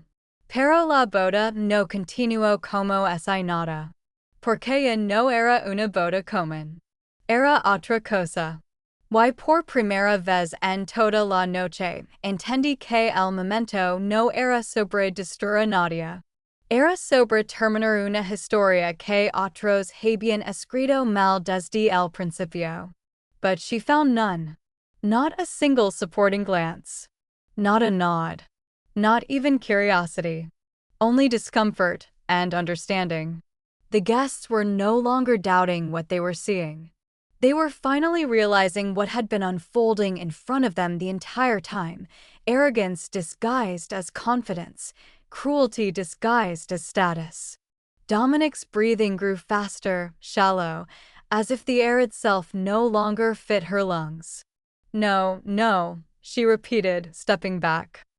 You don't understand. I'm the one who always. Her voice cracked. And for the first time, she had no sentence left to hold herself together. She turned sharply toward me, as if anger could still restore control. You took it from me, she shouted. You took my wedding. My moment. My life. I didn't react. I just looked at her. Calmly. Without urgency. Without fear. It was never yours, I said quietly. That hit harder than any scream could. Because there was no argument against calm certainty. Dominic stumbled back, then again, until she hit a chair. She stood there, breathing hard, her white dress no longer a symbol of elegance, just something painfully out of place. Hunter was still on the floor, unable to stand, muttering broken phrases between sobs. The contrast was complete. And the room saw everything. The pastor, who had stayed silent through the chaos, slowly lowered his microphone at the altar, as if realizing he no longer had a role in what was happening. Leish stepped closer to me. Not to perform. Not to announce victory. Just to stand beside me. It's over, he said quietly. I nodded. But I didn't feel triumph. I felt something stranger. Like a door finally closing after years of constant noise, and only then realizing how loud it had been. Dominic stood frozen for a few more seconds, scanning the room one last time. And then she understood something that broke her completely. She was no longer inside a story she could control the ending of. Slowly, she stepped back, letting go of the bouquet as if she no longer knew what it was for, and walked out of the aisle without anyone following her. This time there was no spectacle. Only exit. Only silence. Only consequences. She spun toward the front row. Mom, Dominic screamed. Do something. You have to stop this. Tell them it's a mistake. But her voice cracked halfway through. The desperation in it was raw now, no arrogance left, no performance, just fear. Mom Joyce slowly lifted her head again. This time, she didn't look at Dominic like a daughter. She looked at her like someone trying to outrun consequences that were already closing in. Her lips trembled. She started, then stopped. The words didn't come. Because there was nothing she could say that could rebuild what had just collapsed in front of her. Dominic froze, waiting anyway, still clinging to the idea that someone, anyone, would undo it all for her. But no one moved. Not the guests. Not the guards. Not the officers. Not me. The detectives guided Hunter down the steps, his protests dissolving into broken sobs as the handcuffs clicked again for emphasis, like punctuation on an ending no one could argue with. Dominic took a step after him. Then another. But she stopped when one of the officers shifted slightly in her direction, not aggressive, just present. a boundary she couldn't cross anymore. Her breath shook. For the first time, she looked at me without hatred, without strategy, without an audience to perform for. Just emptiness. Like she didn't recognize where the story had gone. Laisha's arms stayed around me steady. And the room, which had been full of noise just minutes ago, laughter, panic, accusations, had turned into something else entirely. A silence where everyone understood the same thing at once. There was no performance left to interrupt. Only reality. She stopped at the bottom of the steps, breathless, desperate, her white dress now wrinkled and stained, no longer a symbol of anything except collapse. "Yasmin," she screamed again, her voice breaking. "Open the door. Let us back in." For a moment, I didn't move. I just looked at her. At the version of her that always needed an audience, always needed control, always needed someone below her so she could feel above. Behind her, Hunter sat slumped in the police car, refusing to lift his head. My mother stood a few steps away, frozen in a kind of quiet disbelief, like she was still waiting for someone to tell her this was reversible. But nothing was reversing. Nothing was coming back. Dominic took a step closer to the stairs, reaching up toward me like she could physically pull me down into her reality. "We're family," she shouted. "You can't do this to us.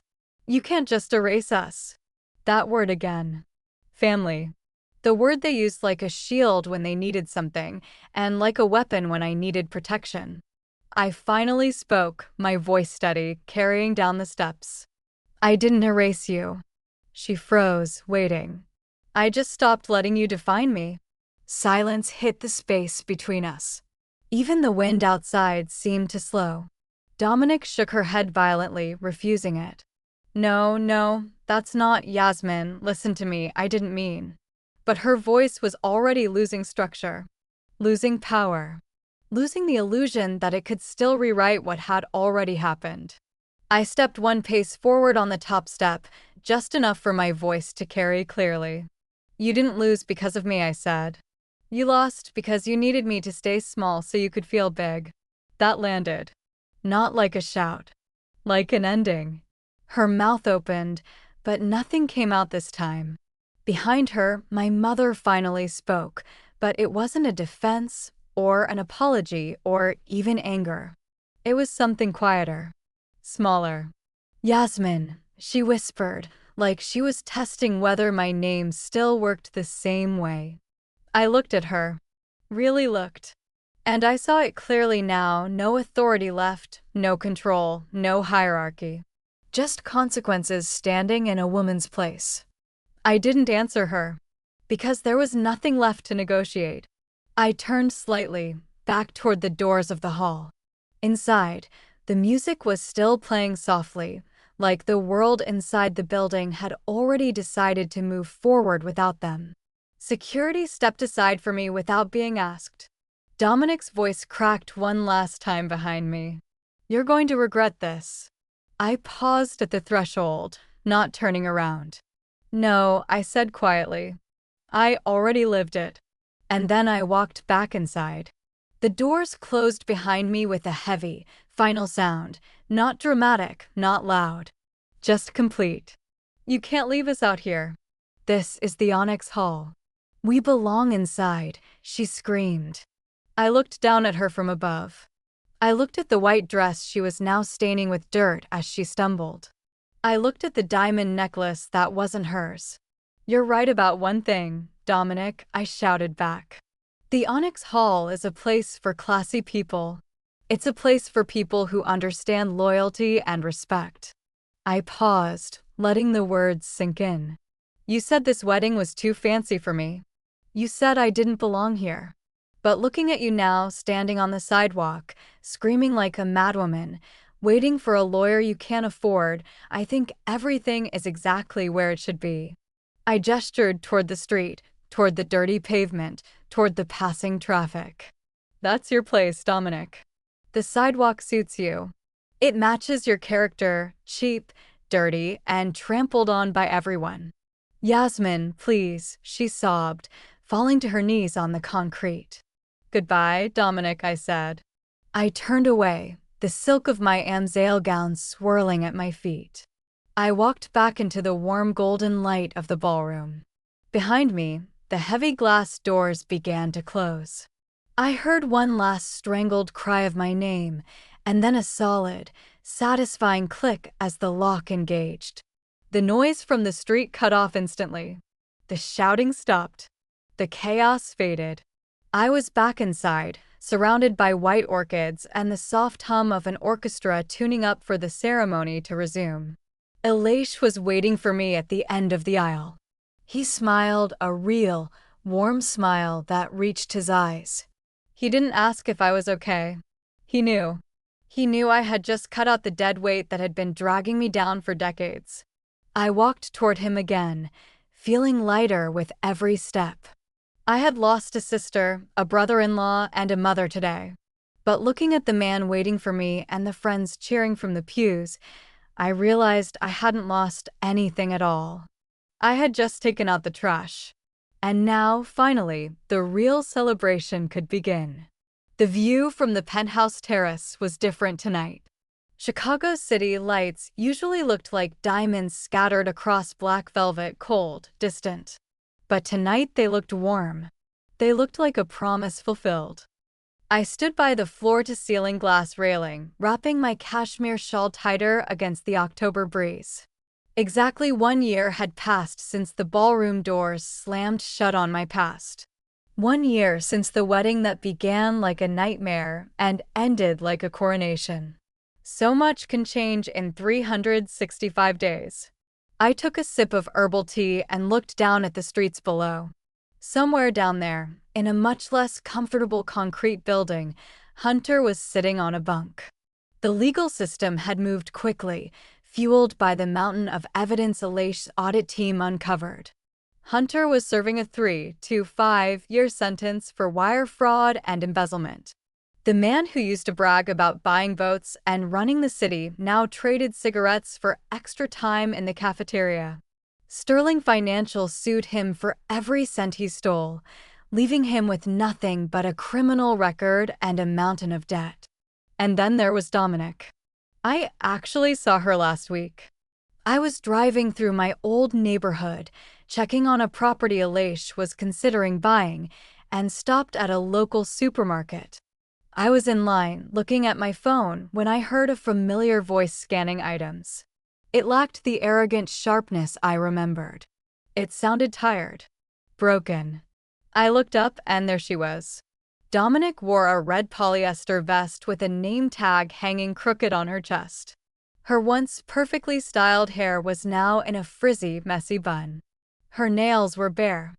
She was scanning a bag of frozen peas for a customer yelling at her about an expired coupon.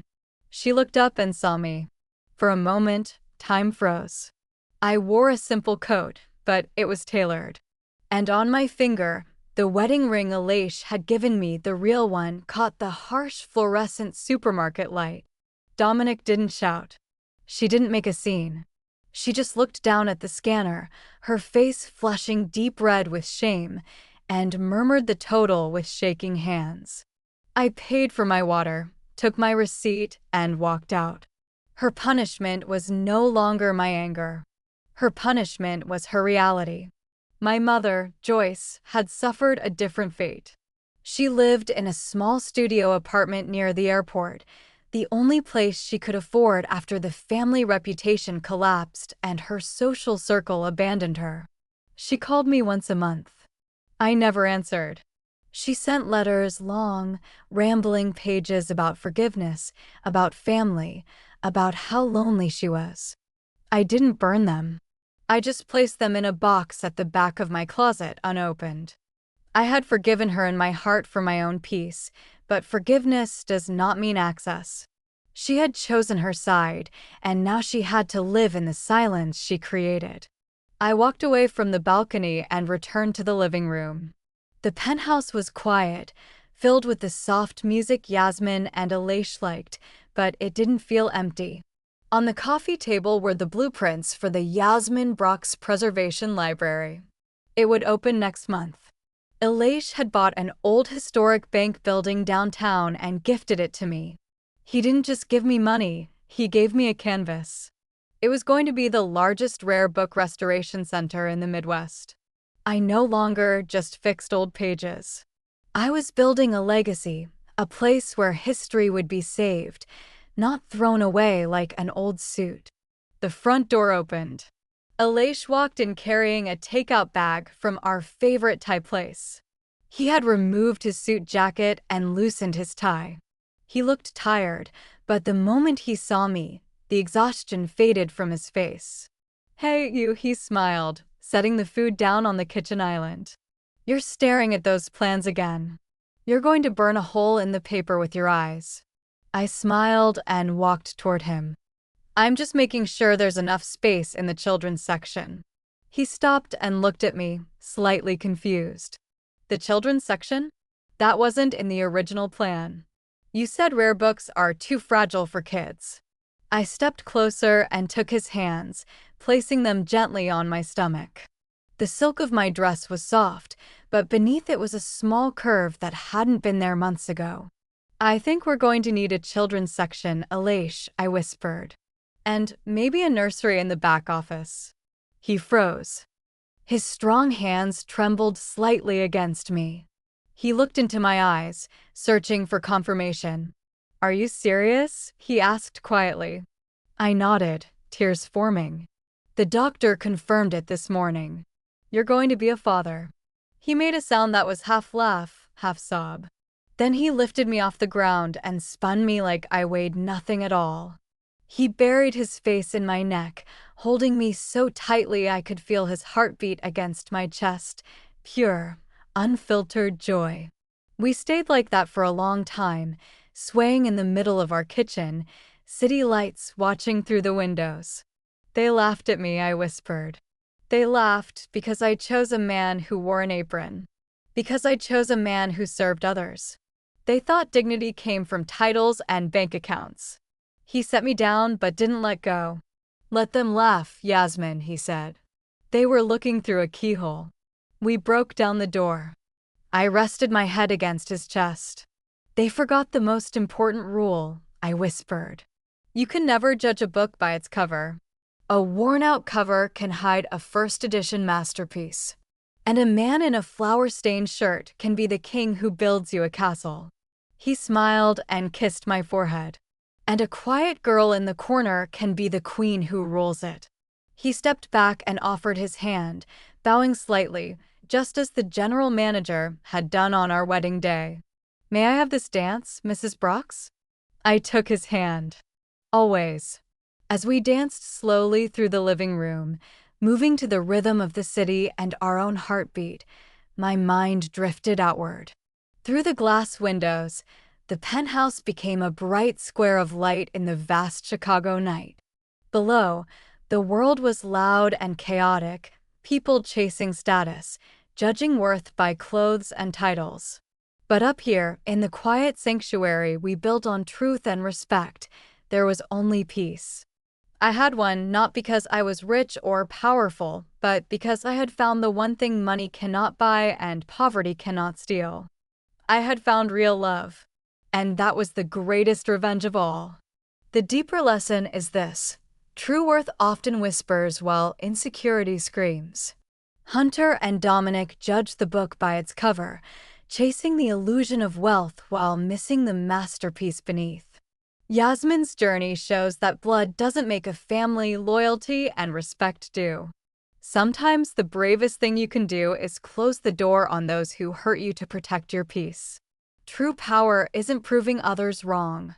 It's living your truth so loudly that their validation no longer matters. Have you ever had to cut off toxic family to save yourself? Share your story in the comments below and subscribe for more.